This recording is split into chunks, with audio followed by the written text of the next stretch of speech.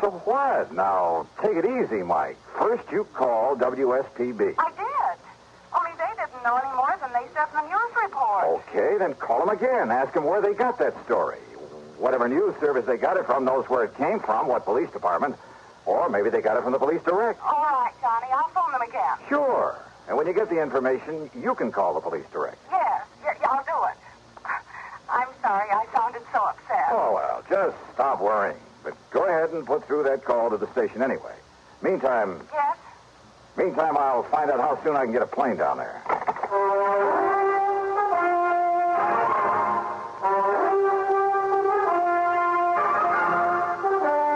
CBS Radio brings you Bob Bailey in the exciting adventures of the man with the action-packed expense account, America's fabulous freelance insurance investigator. Yours truly, Johnny Dollar.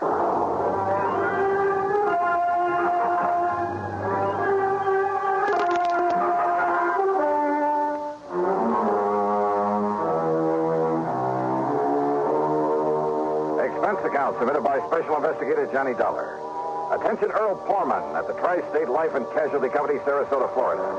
The following is an account of expenses incurred during my investigation of the false alarm matter.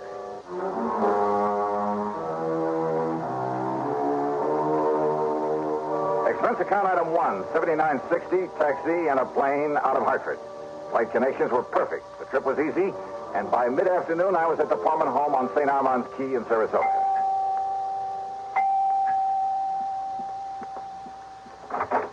Johnny, oh, you sweet guy. Okay, now, Mike, you better tell me what you learned when you call back to that station. Oh, Johnny, I'm so sorry. I don't know what got into me, being so worried about him. You mean that Earl is okay? But the way he rushed out of here this morning without telling me where he was going or why, and then when I heard that awful report on the radio... You did check back with WSPB? They called me. Oh? Yes, right after I'd finished talking to you. And, Johnny, they were wonderful. How do you mean?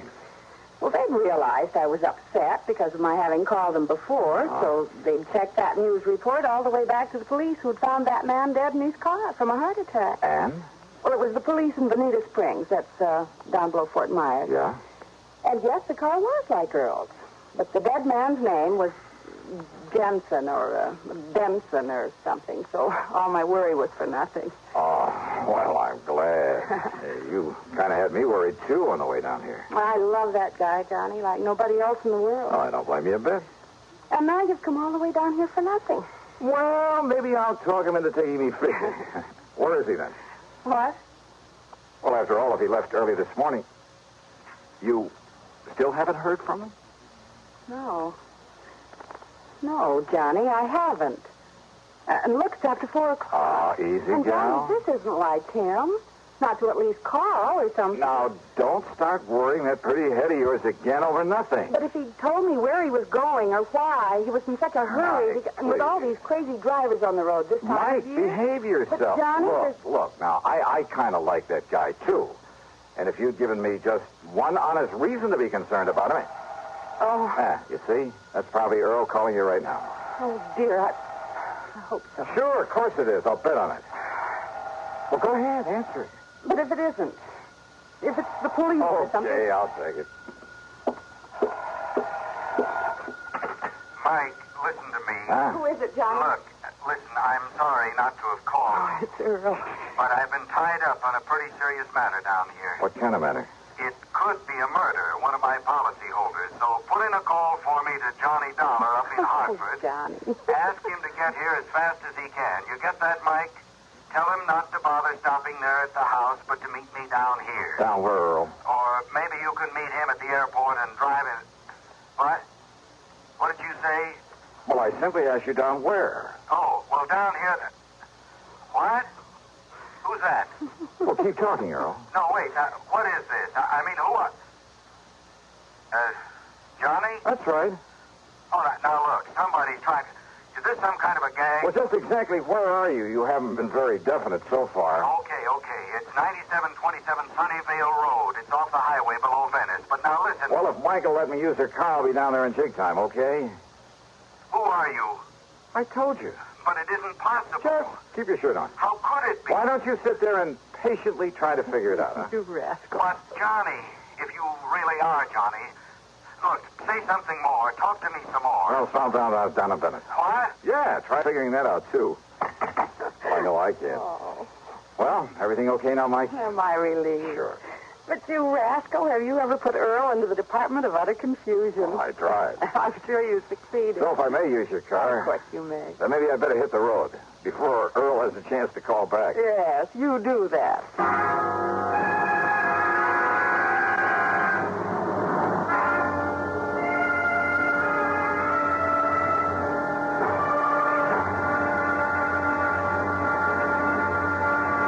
The address Earl had given me on Sunnyvale Road turned out to be a huge, expensive home of white brick and stucco, surrounded by well-kept lawns and gardens with a lot of statuary. Tall palm trees lined the driveway, and there was every conceivable kind of tropical tree. Yeah, quite an estate.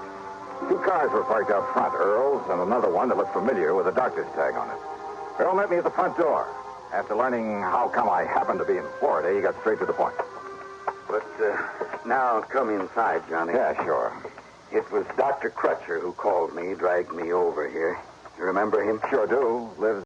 To say, since long before she inherited the family chemical business, made it pay off, then married Frank and built this beautiful home.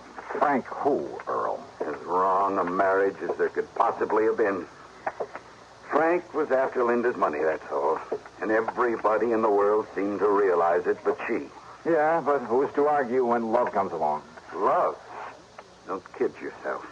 It was out of pity for Frank that Linda married him, made him president of the plant. Typical of her, though. What do you mean? Harry Forrester, chief chemist and VP. Not because he knows anything about it, but because she felt sorry for him after she turned him down in favor of Frank. Jim Parker, Bill Price, Art Higbee, sitting there in their fancy offices, collecting big salaries, and only because he'd known them as kids, heard their sob stories, and wanted to help them. And that plant? I'm sorry to have got so far away from why I'm glad you're here. It's all right, Earl. The more general background I can get in a case like this. If it is murder. And I'm absolutely certain now that it is. I'm glad to see you, Johnny. How are you, Doc? Glad you could make it. So how you got down here so quickly. Well, maybe Earl will tell you about that later. Yes. Now, look here. Doc led me across the room to the bed. Lying there was the body of Linda. Even in death, she was beautiful. And I must have said something to that effect under my breath. Yes, she was, Johnny. She is now, but not when Earl and I first arrived. Oh? Her body was twisted as though in pain. Eyes wide, the pupils dilated. Oh, that sounds like cyanide. But look at her now. That's right. Potassium theramolysilate. Oh, I'm afraid I never heard of that. Immediate symptoms are much the same as for cyanide, but now, as you see, the body's relaxed, and what color is left?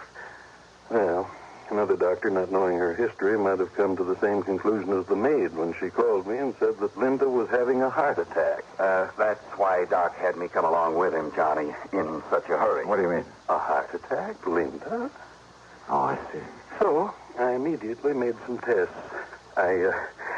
Well, ever since you got me interested in forensic medicine, Johnny, Oh, I told you you'd make the best medical detective in the world, Doc. well, I carry quite a bit of equipment about in my car. And I'll bet it even includes that ubiquitous microscope of yours. Yes. Anyhow, I found definite indications now of potassium theramolysilate. Well, how was it given to her? I said indications, Johnny, not traces of it. So? I doubt if even an autopsy would show traces of it. But then how are we going to... Well, isn't poison usually given in food? I've checked the silverware, every piece of china, every utensil in the house. No sign of it. And she hadn't been out of the house. But now, don't forget this, Johnny. Yeah? Just one good breath from a PTM crystal could produce death in a matter of minutes. Well, what about the servants? There must be servants in a place like this. There are, and I've questioned all of them. Nothing. Oh. Do you mind if I talk to them? By all means, Johnny, do so.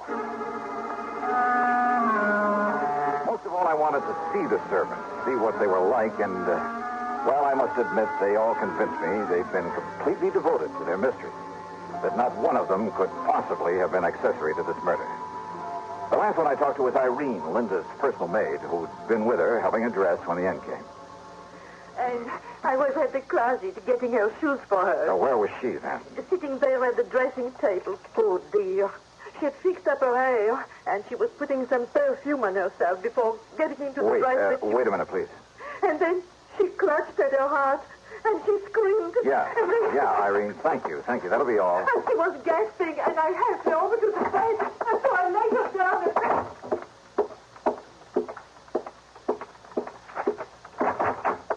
Hey, listen, Doc. Yes, Johnny? Now, let me see. Yeah, here.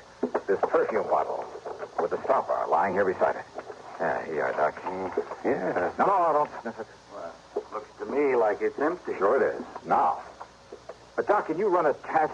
Can you tell if it's ever had a crystal or that potassium ferrous stuff in it? Oh, yes, Johnny, immediately. Okay, now, Earl, you seem to have known quite a bit about Linda, whatever her name is. Well, I should. Well, maybe you can come up with some idea about who might be suspect in this thing. Of course I can. If you and Doc will give me half a chance to get a word in it. Who?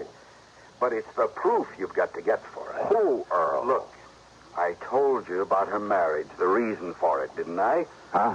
And who else would have access to this rare drug that Doc is talking about? And who else will get hold of the chemical plant now that she's gone?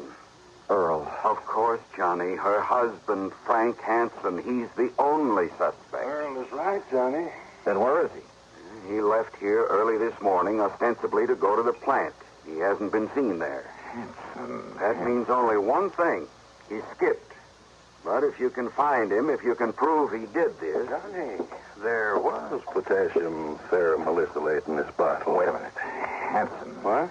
She said a name like Jensen or Benson or something. Who? What are you talking about? Earl, I'm sorry, but I got a hunch this prime suspect of yours is also very dead.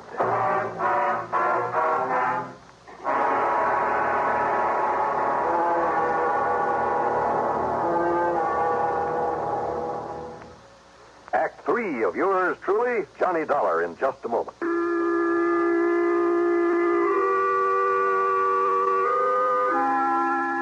I made a phone call to Police Lieutenant Paul Briscoe at Bonita Springs. Yes, it was the body of Frank Hansen they'd found in that car off the Tamiami Trail. Apparently, he'd just been driving along on his way to the plant, smoking a cigarette, when his heart suddenly... Huh? That's right. The cigarette just fell to his lap and burned up to ashes. I told him to run a test on the other cigarettes they'd found with the body, a test for PTM. About an hour later, the lieutenant called me back. You were right, Mr. Dollar. It was no heart attack that killed him. It was that poison. Then I talked with Doc and Earl about the personal side of Linda's life, about her love affairs over the years. And yeah, sure enough, the one man who threatened all sorts of things if she married somebody else. But there was still the matter of getting proof for a confession. Yes? What is it, Johnny? What are you thinking of? Doc, I'm going to need your help. You know I'll do anything I can. Now, let me think. Let me think for a minute. Yeah. Hey, listen. Can you concoct something out of those chemicals you have there? Something that will, say, make a kind of stain after a few seconds if you put it on your hand? Well, I don't know, John. Yes, maybe there is. Yes, a combination of this colorless dye with a small amount of ferrous hide. Yes, of course it will. A combination? Good. But what for, Johnny? Because I'm going to play this hunch of mine to the end. But we need some proof. And Doc, Yeah? a tiny sponge or a piece of gauze that'll absorb one of those two chemicals that I can tape it inside a finger on the left hand. Why? Anything you say, Johnny. The other chemical, well, just keep it in the bottle until I'm ready to use it. Johnny, do you mind telling me what you're up to? Sure I mind. Just get that stuff ready for me, Doc, and we'll take off. A few minutes later, the three of us in Earl's car drove down to the chemical plant. Fortunately, the chief chemist, Harry Forrester, was still there. I was introduced, shook hands with him, with both my hands. Then we took him into a private office, and I went to work on him. I'm afraid I don't understand what this is all about, Mr. Dollar. Insurance investigator, did you say? Yeah, that's right, Forrester. Now listen to me. Oh, very well. If Linda Hansen were to die... Linda? Die? Heaven forbid. Oh? I was in love with Linda one time. Very much in love. With Linda or her money? I beg your pardon. You know that's true, Harry. Pullman, I resent that. Just sit down, Forrester, and take it easy. Okay, now. If Linda were to die, I would assume that her fortune, including this plant, would go to her husband, Frank. Frank. Well, Well, of course it would. But why do you bring up but the thing? suppose Frank were to die, too. You'd kind of be next in line, wouldn't you? I? Of course you would. After all, you were next in line in her affections, weren't you? Well, Dollar, I don't see that I... Smart, ambitious guy like you? You mean you didn't even rate next to Frank? Of course I did. Then you'd be next in line, wouldn't you? I suppose I were. What difference does it make? And you just happen to know where to get your hands on PTM. PTM? Potassium theramosolate. You do have it here, don't you? Well, I would assume so. That is a chemist? And you aren't sure? Well, of course we have it. But I've never had occasion to go near this stuff. Never? You sure of that? Absolutely. Quite frankly, I'd be afraid of any proximity to such a drug. Never touched the stuff, huh? Never. May I have the bottle, please, Doctor? There you are, Johnny. That is PTM. Now you know it comes in crystal form. Oh, yes. No, Forrester, this is just a harmless... Oh, I'm afraid I spilled some of it on your hand. You certainly did. Oh, that's all right. Wipe it off. It's already begun to do its work. What? That bluish tinge. Positive proof that you've been handling PTM. You sure? Yeah, that you somehow got into Linda's perfume bottle on some of Henry's cigarettes. Well?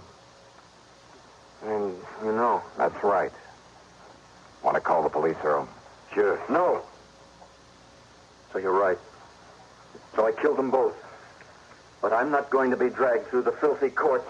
And neither you nor anybody else... No, you don't.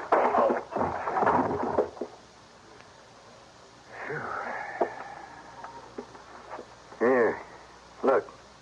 This tiny capsule he was about to swallow. Yeah. What do you think, Doc? Well, of course I can't be sure. Those crystals certainly look like it. PTM. PTM.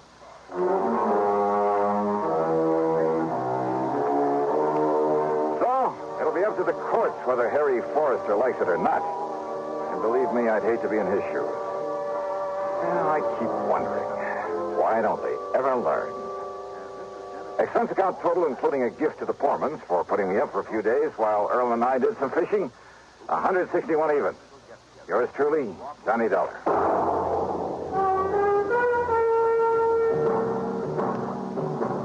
Johnny Dollar. This is Frederick Keeley at Masters Insurance and Trust Company.